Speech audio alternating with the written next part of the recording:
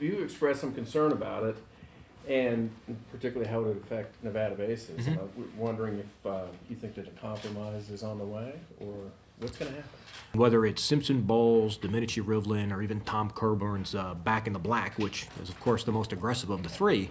Look, nobody's going to agree 100% with either one of those three proposals, but you can't tell me that we can't go in there and figure, okay, this one from Domenici Rivlin, maybe this one from Simpson Bowles, this thing from Coburn's plan, and look for deliberate cuts.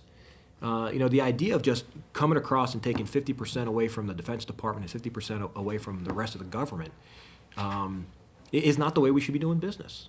I mean, there's programs that can stand cuts. There may be programs that actually at this point in time may need to be beefed up a little bit for a short period. So let's go in and do our jobs. I mean, when you look at the healthcare reform bill, I mean, it cuts $700 billion, out of Medicare. When you look at those cuts, whether it's from Medicare Advantage plans, whether it's from home health, whether it's from hospice care. I mean, all those things that seniors really are relying on. And Southern Nevada has a big Medicare Advantage population. And so by taking money away from those programs, you're going to force seniors to leave Medicare Advantage and go to traditional Medicare. And I've said I think the single greatest threat to Medicare is the SGR fix. It's not about the long-term sustainability of the program, because like I said, if you don't have healthcare providers willing to participate, it doesn't make a difference how long the program's here. I mean, certainly we've got to increase our ability to secure our border. Now the big question comes, how do you define that? How do you, I'm a science guy. Everything's got to have a measurable metric for me to, be proven that it's working. So the question for me is, how are they going to define that? And whether or not I can support their definition, realizing that we will never get to the point where we will, prevent everybody who wants to come across illegally from coming across. But how are we going to measure that, yes, the border is, and it's not just south, but north and ports of entry?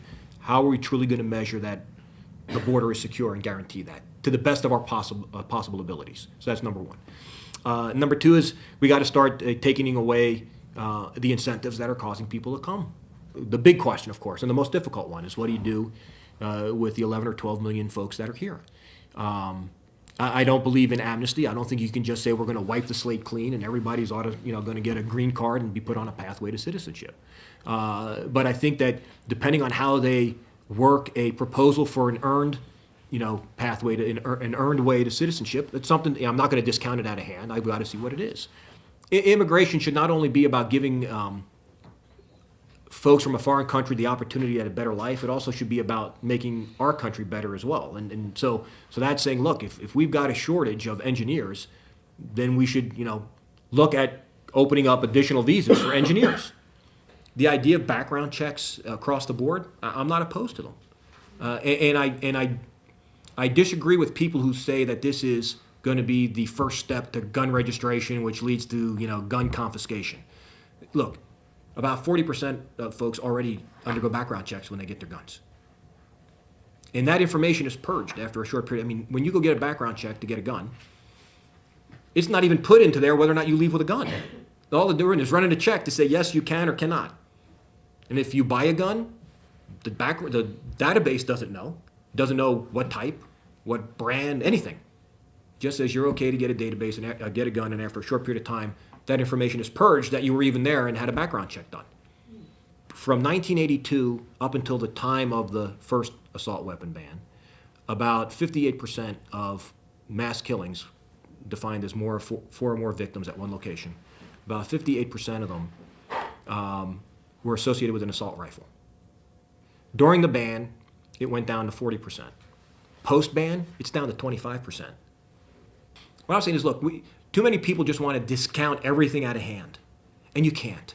You got to have a thoughtful discussion. You've got to look at what the definitions of each of these things are and how they'll be applied before you say, I'm against universal background checks, or I'm against this, or I'm against that. Look, we have a problem. Let's figure out the best way to address the problem. And to me, the problem is making what we want to try to do, what I want to do is make sure an individual who shouldn't have a weapon of any type because they have a propensity to commit a violent act doesn't get their hands on that weapon. We can't keep spending taxpayer dollars on training people for jobs that were. We've got to spend those resources on dollars for the jobs that are and will be. And the system right now continues to favor the jobs that were because there's not enough business owners on the workforce investment boards. You need the folks there that are going to say, these are the employees I need. And then you got to have the training agencies there, the community colleges there, those folks that can rapidly adapt to the changing workforce continuum and say, hey, we can get a program up and get these people in the pipeline and get them trained in however long. We really got to look at that U6 report and take into consideration the underemployed and those that have left looking for jobs, because we get this false sense of security that, oh yeah, unemployment's kind of steady or it's ticking down a little bit. Well, it's not ticking down if the reason why the number goes down is because people aren't looking for a job. They're still unemployed. Economy and jobs is still the number one issue. It's economy, jobs, housing is the number one issue. And so you got to tell them, look, this is what I'm doing to help you in those issues. So when you're sitting around your kitchen table trying to figure out how you're going to balance your budget, or whether or not you're going to keep your job, or if you're going to get a job, or if your kid's going to be able to get an education, these are the issues I'm working on, and these are issues that are important to you. And so that's how you do it. It's not about changing what you stand for. It's about being able to articulate what you stand for. Thank you. Thanks.